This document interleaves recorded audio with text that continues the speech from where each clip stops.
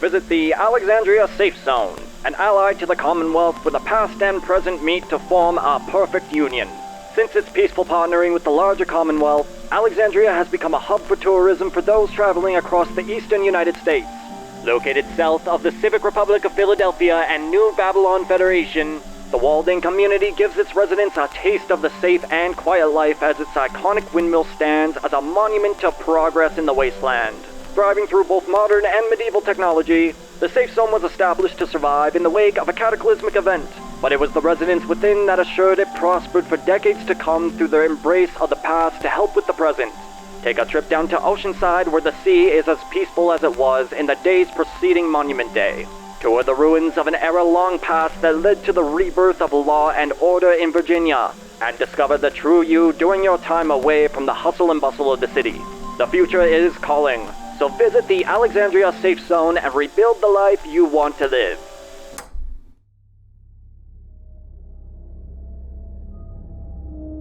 Alright folks, today I'm here to discuss the extensive history of the Alexandria Safe Zone in the Walking Dead universe, which, as most of you probably already know, is the longest lasting community we've seen on screen within the franchise. Alexandria has had one hell of a run since its establishment at the beginning of the outbreak, so kick back, grab some popcorn, or cereal, I upload these pretty early, and allow me to educate you on the history of this fictional walled-in neighborhood. But with that, if you end up enjoying this video, I'd greatly appreciate it if you hit that like button and drop a sub to see more content like this.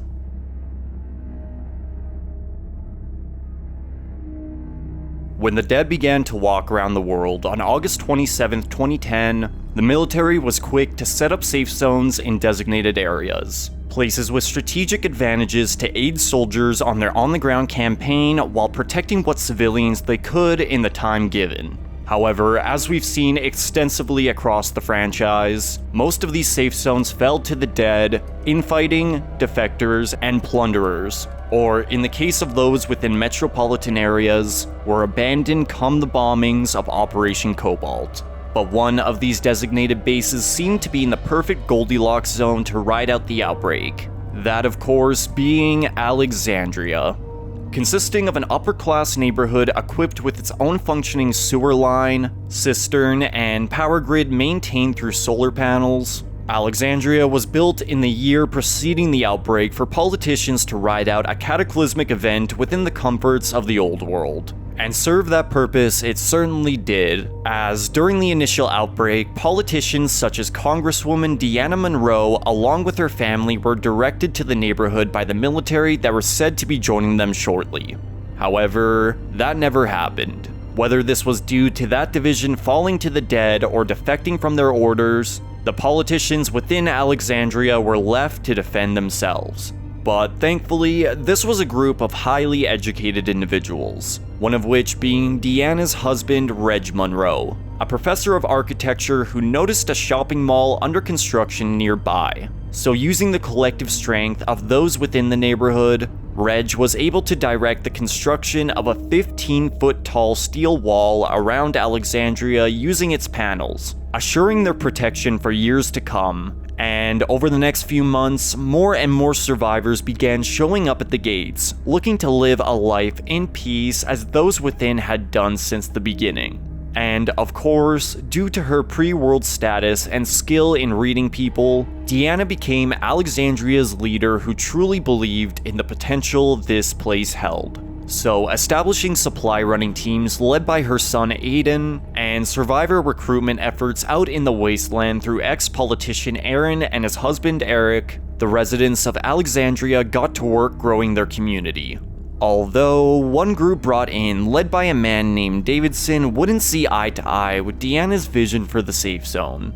The reason why was never explicitly stated, but Deanna had Davidson along with another man exiled from Alexandria, which inevitably led to their deaths, changing the way they recruited going forward for a time as they were much more cautious on who they brought in. The disagreement is presumed to have been a result of Deanna's over-reliance on the walls for protection. You see, those within the safe zone were not permitted to carry weapons inside, which was more than likely due to the low threat of walkers around their perimeter. To Deanna, it may have appeared the dead were a rather rare threat as, in a stroke of luck, Alexandria unknowingly neighbored a massive quarry that had its entrance sealed by its workers during the outbreak, which trapped a large herd within. And over the following years, the sound of their collective moans attracted more and more from around the area, leaving Alexandria with only its stragglers as the super horde grew in mass under their noses. Most inside the walls were naive to the horrors out in the wild, but after a couple years of listening to Aaron and Eric's experiences exploring the wasteland, Deanna came to an understanding those within the safe zone were too weak to survive any potential hardships. So, tasking the two to resume their work in recruiting strong assets to their community, Aaron and Eric had eventually discovered a man by the name of Rick Grimes, along with his 14 companions out in the wild, who were well vetted in the horrors of the wasteland, having survived out there for over 2.5 years. They were extremely cautious when confronted at first, given the conflicts they've seen, but in time came to somewhat trust the two before following them back to Alexandria, which is where we see the safe zone transition from a weak community relying on walls for protection to one that acts on threats before they come for them. Rick and Company's initial integration into the safe zone was not smooth by any means, as many lives were lost due to the civilians' negligence and survival. One of which being Deanna's son Aiden, and unfortunately Reg, at the hands of Pete Anderson, Alexandria's own brain surgeon, disgruntled with Rick's influence in their way of life, who Deanna allowed to be publicly executed for his crime. This was a dark period for the Alexandrians, as death was not a common occurrence, let alone murder. But come the discovery of the quarry while taking Pete Anderson's body outside the walls, focus had shifted as Rick knew they had to do something about it before the horde escaped. While Deanna agreed, but saw it as an opportunity for everyone to finally put their differences aside and work together despite still grieving the loss of her family members. This started out rocky at first, but eventually turned out somewhat successful as Rick and Company began teaching the Alexandrians their way of survival, while constructing barriers out of the steel panels to assure the horde wouldn't reach their gates. Despite the progress made, many were still weary of Rick and his companions, having lived a life in peace, while others were hardened by the suffering. But unfortunately, the safe zone's luck had to run out eventually, as while rehearsing the plan to lead the walkers 20 miles in the opposite direction, the barrier containing the undead mass had fallen, releasing the horde prematurely. That wouldn't necessarily have been an issue if Alexandria hadn't seen its first ever attack by raiders at the exact same time. Drawn into the safe zone by pictures Aaron accidentally left behind on a run, a group of plunderers known as the Wolves attacked by scaling the walls while most of the community's fighters were away, once again taking many Alexandrian lives. A sort of trimming of the fat, if you will, but thankfully Carol was there to fight back, preventing the full massacre of the town. However, while attempting to ram open the gate as a grand finale, a wolf had been shot while driving a semi-truck, slamming into the watchtower that, for now, remained standing, but had a much more costly consequence as the sound of its horn blaring had caused half the megahorde to split off and surround the safe zone. Most had made it back in time, and given they were quiet enough, it's entirely possible the horde would have dispersed on its own. But due to that pesky watchtower collapsing directly onto the wall, the dead had been given an opening to flood in, filling the community with walkers around every corner in what's been dubbed the Invasion of Alexandria, or No Way Out to fans. This is one of the most notable events in the safe zone's history, as for a time it appeared to be the end for everyone within. Even more so after the discovery of a bite mark on Deanna that would inevitably take her life, but not before formally passing on the role of Alexandria's leader onto Rick. Despite their extremely rough start, Deanna knew Rick was the man to lead them into the future, as he protected those within his group like his own family. And now that the Alexandrians were a part of that family, she knew he was the best chance they had to fight back. It may have taken a gunshot to his son Carl's eye for him to dig up the rage, but Deanna was right. Rick will fight to the end for the ones he loves, even if that means taking on an entire horde himself. And this was recognized by the rest of the Alexandrians as the entire town's surviving population would rush out to join the fight before taking their home back before sunrise. This was a huge turning point for the Safe Zone, as this event rallied the residents behind Rick as their new leader. Despite the losses, this was proof he could help keep them alive in the face of insurmountable odds. The residents were now permitted to be armed inside the walls, among other changes, with Rick taking a much more serious approach to security. And with that came a much tougher Alexandria, which had eventually turned out to be a double-edged sword, as come the introduction of Paul Jesus Rovia while out on a supply run, the Alexandrians' world became a whole lot bigger. As it turned out, the Washington area was home to multiple well-established communities, one of which being a farming settlement known as the Hilltop Colony, led by a scumbag named Gregory, and another being the rather eccentric Kingdom, led by a kind man named Ezekiel, playing the role of king. You see, Alexandria was doing pretty well for itself following the invasion, all things considered. Carl had recovered from his injury, the wall had been repaired, and the bodies had been cleared out and cleaned up.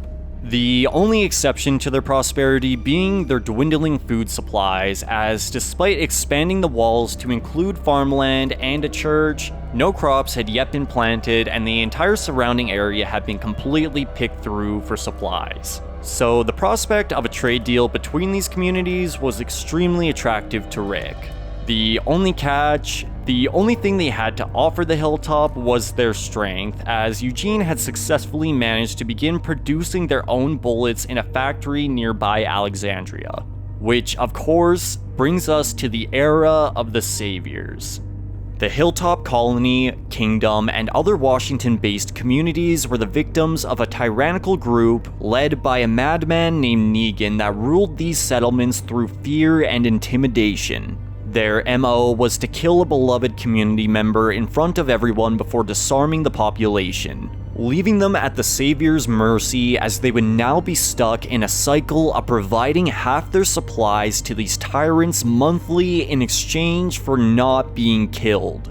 Rick and company were no strangers to conflict, so striking a deal to take these Saviors out in exchange for half the Hilltop supplies, the Alexandrians would hit their base in the dead of night. However, despite coming out victorious in the fight, this was just one of many outposts. The Saviors were a far larger organization than initially believed, and the Alexandrians would soon find this out firsthand, as Negan himself cornered our survivors on their way to the Hilltop before brutally murdering both Glenn and Abraham in front of them, while taking Daryl back to their main base of operations as a sort of pet, I guess. This wasn't just revenge for their attack on the Outpost, however. This was an organized introduction to their new way of life, as Alexandria was now officially under Savior rule. They now had to provide half their already low supplies every month or risk losing another friend to the madman, half being whatever he deemed to be.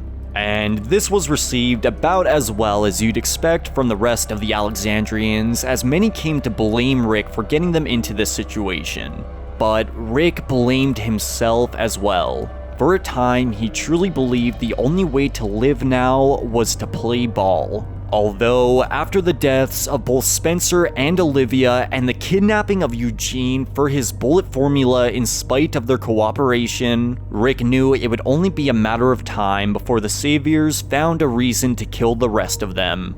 So, after a period of recruiting other communities to their cause, such as the Hilltop and Kingdom, along with the newly discovered Junkyard people and the acquisition of weapons from a coastal-based community known as Oceanside too afraid to participate in the fight themselves, Alexandria, the freshly escaped Daryl, and their newly formed coalition of settlements were ready to fight back against their oppressors in order to rebuild a better life in what's been dubbed all-out war. which initially worked out in the Coalition's favor as they had led a horde to the Savior's base of operations known as the Sanctuary, trapping Negan and his lieutenants within as they systematically took out their outposts one by one. But thanks to an angry Daryl going rogue attempting to force the horde inside the factory, the Saviors were actually able to overpower the dead, unleashing them on the Coalition of Communities. Which brings us to the bombing of Alexandria, arguably one of the most devastating events the community would ever see. Acting as a punishment for their mutiny, Negan ordered a scorched earth policy on the safe zone as grenades were furiously launched over the walls, blowing away most of the homes within. However, thanks to the quick actions of Carl directing Alexandria's population down into the sewers for safety, not a single Alexandrian life was lost in the attack. Well, sort of, as Carl himself revealed a bite from a walker to his father unrelated from the conflict that was sure to be fatal. Carl's death, of course, was extremely controversial, but in a way was also the key to Alexandria eventually rebuilding, as his dying vision of the future saw everyone working hand in hand in a prospering safe zone. Everyone including Negan.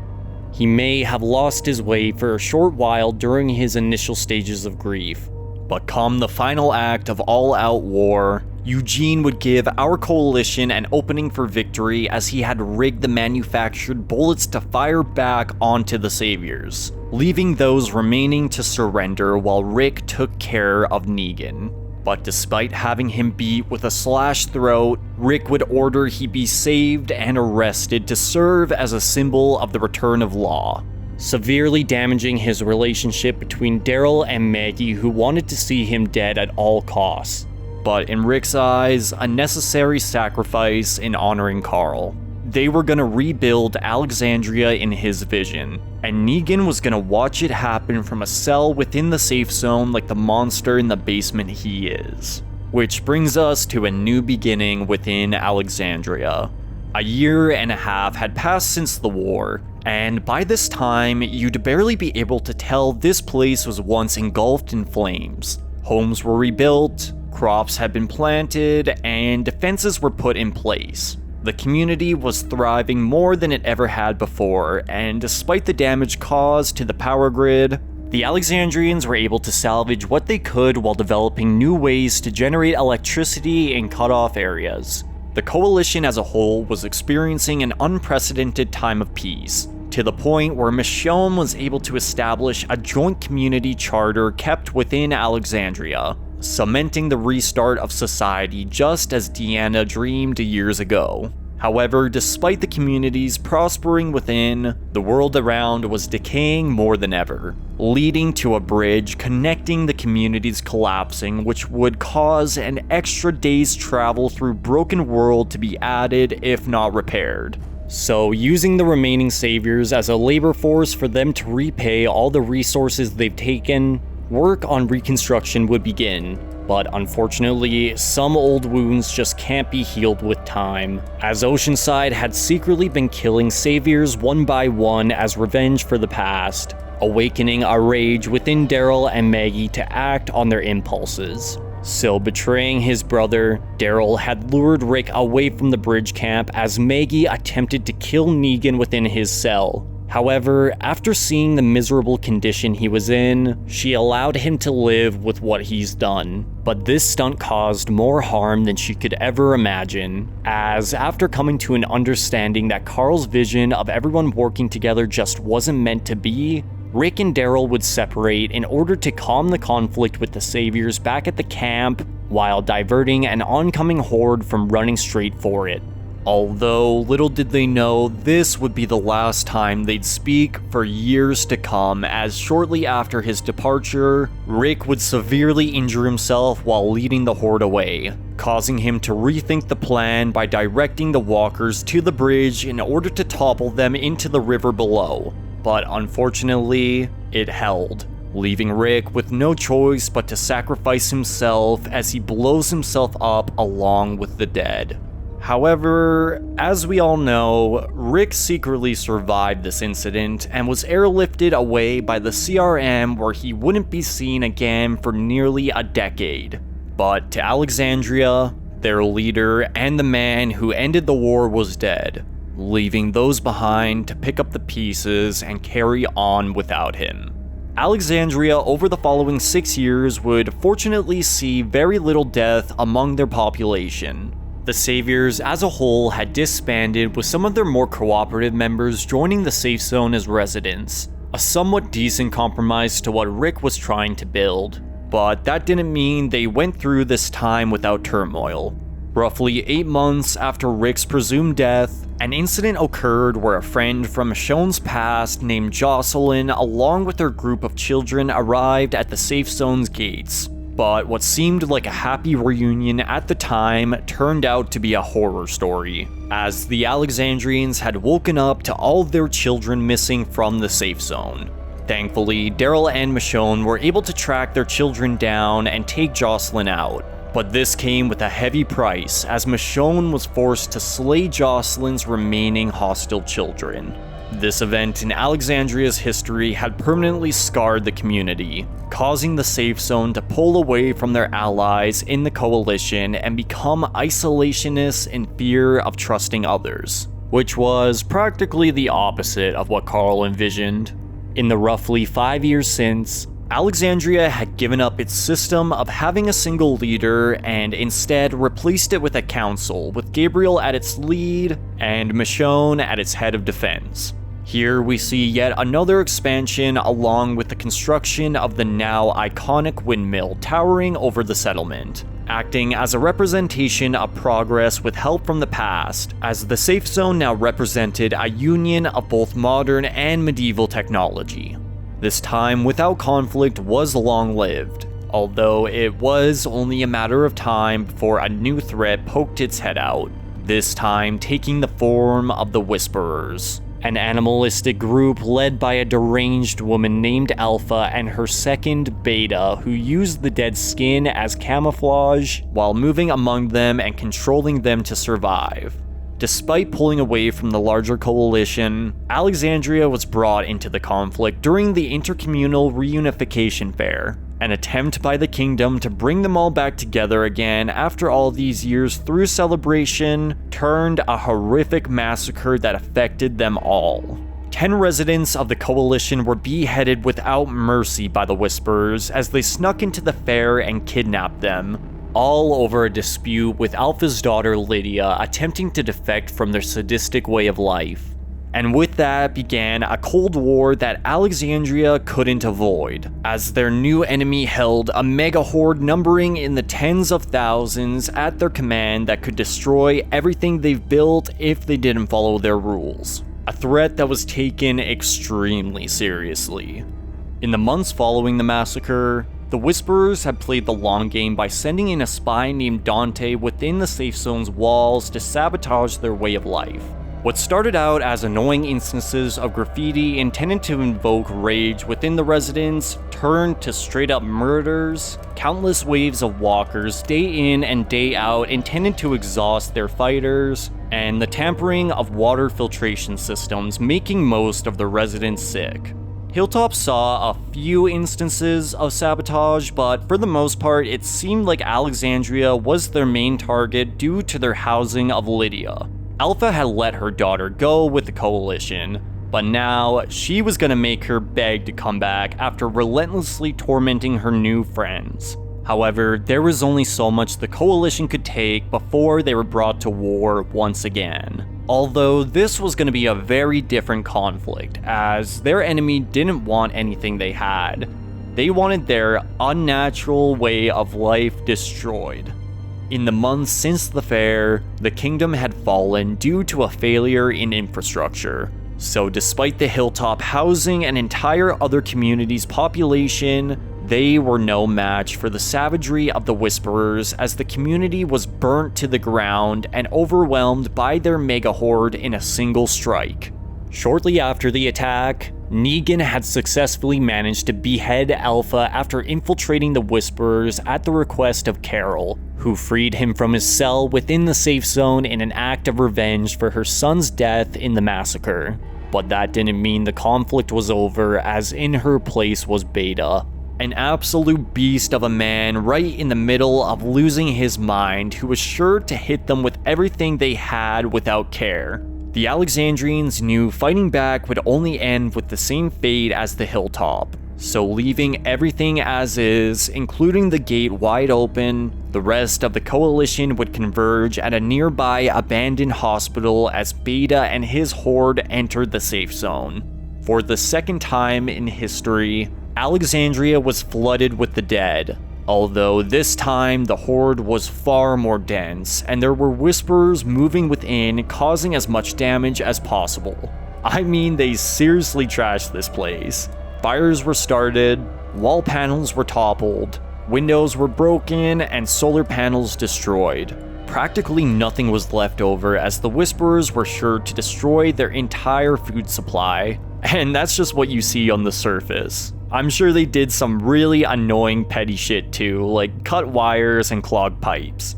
But in the end, the collective effort of the coalition would come out victorious against this threat, as they had killed Beta and his fighters by using their own tactic against them before leading the mega horde off a cliff. And although the overall structure of Alexandria was still standing, there was going to be extensive work to rebuild ahead with little to no food or resources, all with the added population of 2 entire other communities, which sets us up perfectly for the introduction of the Commonwealth. Yeah, I know, the Reapers happened, but that whole arc just gave them a cart of food and a whole bunch more dead friends.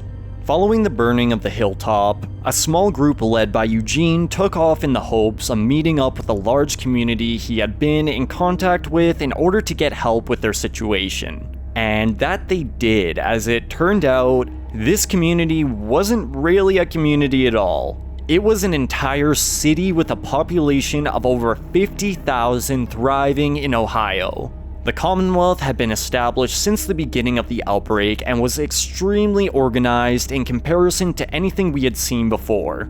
They had functioned on a class system mimicking the old world that based your way of life on your career before the outbreak. And although it took quite a bit of convincing, Eugene was able to get a Commonwealth caravan to accompany them back with resources to rebuild.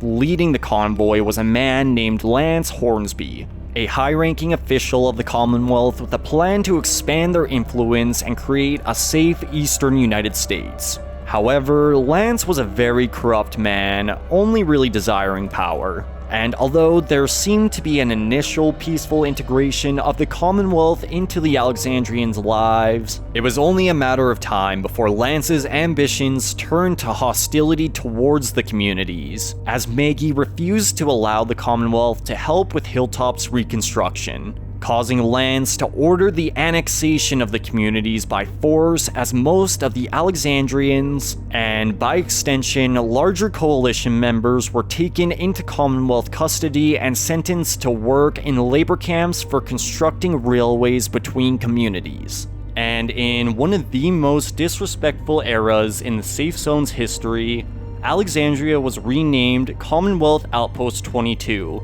and was converted into a reprocessing facility, whatever that means. Essentially, the Commonwealth did help Alexandria rebuild, but it was for themselves in order to expand their influence out east.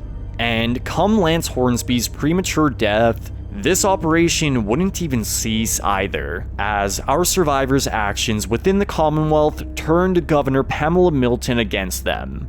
Ran by an extremely sadistic man only referred to as the Warden enforcing Pamela's will, our survivors brought to Outpost 22 for labor had almost met their end, as Negan's defiance nearly caused the death of himself and his newly wedded wife, met after his freedom granted following the Whisperer War. But not wanting to see a pregnant woman die, Ezekiel, along with the other Alexandrian prisoners, would put themselves in the line of fire while pleading for peace, And as proof, the issues with the Commonwealth stemmed from those at the top rather than the average civilian, some soldiers would turn on the warden and their companions loyal to him, allowing our survivors to take back control of their home and leave this dirty chapter in their history behind.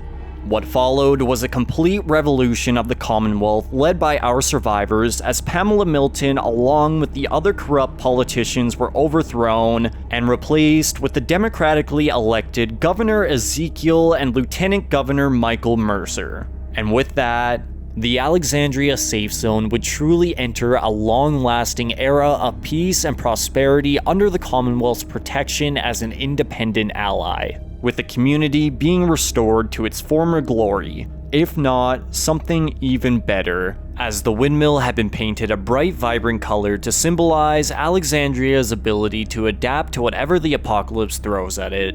And now you are fully caught up on the major events in the history of the Alexandria Safe Zone. Usually at the end of my videos, I like to take a look at the future of whatever topic it is I'm discussing. But in the case of Alexandria, I really think what we saw at the end of Season 11 is pretty much it. As most of you probably already know, the Alexandria set was taken down almost immediately after filming concluded a couple years ago. So unless AMC is willing to pay a whole bunch more money to rebuild it, I think where we left off is pretty much where its story concludes. Sure, we'll probably get passing mentions of expansions or developments within, but for the most part, I believe Alexandria will continue to be its own independent colony closely allied with the Commonwealth. It's entirely possible we may eventually hear Alexandria is officially under the Commonwealth banner, but until then, it will remain independent. But what do you guys think? Do you think Alexandria has more stories to tell in this universe, or do you think it's about time something finally has a proper end? I want to hear all about it. But that's going to do it for me today, folks. As always, thank you so much for watching.